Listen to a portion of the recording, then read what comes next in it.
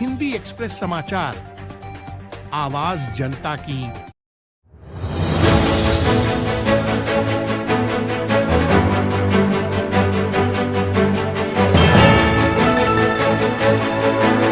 मे रोजी जळगाव शहर पोलीस स्टेशनच्या हद्दीमध्ये मैत्री कलेक्शन या दुकानामधून काही जीन्स पॅन्ट आणि रक्कम चोरीत गेले होते।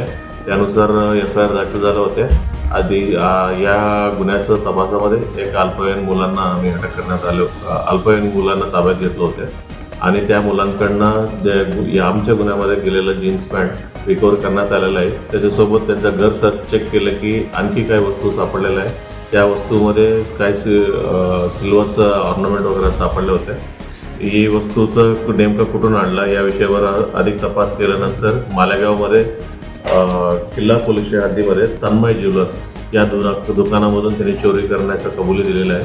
तिथं सर्व मिळून 11 लाखाचे मुद्देमाल तिथं गेलं होतं आणि आमच्या गुन्ह्यामध्ये आता सध्या आम्ही 6.5 किलोचं चांदीचं मुद्देमाल आम्ही जप्त करण्यात आलेलं आहे। या अल्पवयीन मुलांकडून किती मुलांना अटक केली आहे?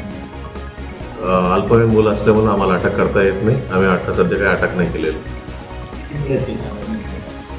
2 मुलांना आता ताब्यात पोलिसांनी निष्पन्न केलं होतं आणि आणखी 2 मुलं आहे असं निष्पन्न झालेलं आहे। कुठून चोरली सर त्यांनी एवढी चांदी काही तपासात समोर आले का?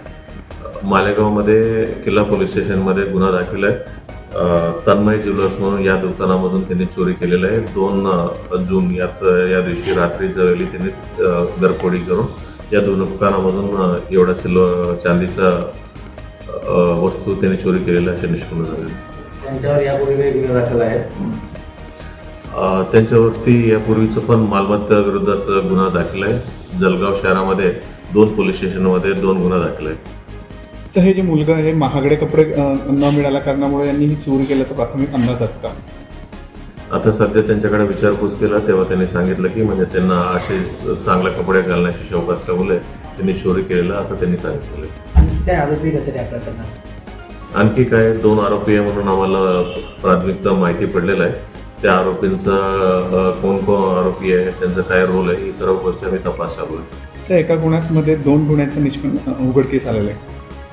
बरोबर आहे। म्हणजे आता आम्ही सुरुवात आमच्या गुन्ह्यामध्ये तपास करत होता। आमच्या गुन्ह्यातले मुद्देमाल सापडल्यानंतर ते घर चेक केल्यानंतर आणखी काही चांदीच्या वस्तू सापडल्या त्या ठिकाणी आणि चांदीच्या वस्तू नेमकं कुठून आणले या विषयावर पुढील तपास केल्यानंतर मालेगावमध्ये एका ज्वेलर्सचं घरफोडी केलेलं आहे असे आम्हाला निष्पन्न झाले।